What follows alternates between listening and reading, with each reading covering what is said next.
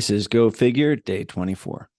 The first reason that I'd like to also be an inaction figure is that I suffered a stroke during my fighting career. Blood suddenly stopped flowing in the part of my brain.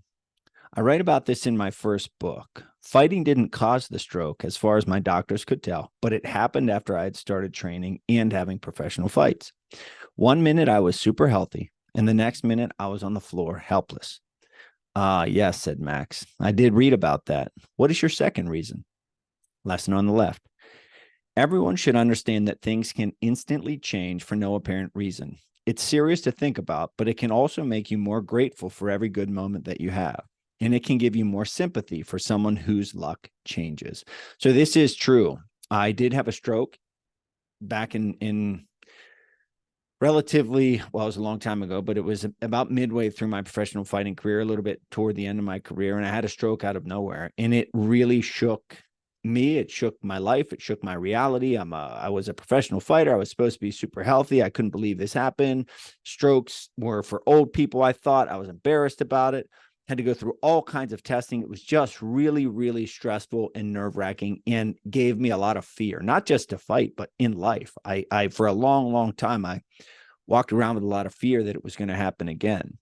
And the lesson on the left, everyone should understand that things can instantly change for no apparent reason. It's serious to think about, but it can also make you more grateful for every good moment that you have. This idea, and I say this during my assembly programs, but this adversity, these tough, challenging times that you and I go through, whether it's a stroke, whether it's getting knocked out, whether it's being made fun of, whether it's feeling unwelcome or unloved at home, whether it's getting cut from your sports team, whatever it is, it's so hard in the moment. But the idea of just keeping going, the idea of learning from these setbacks, it's the truth. And I talk about in my assembly program that it gives you strength, not bicep strength, but internal strength, strength of character.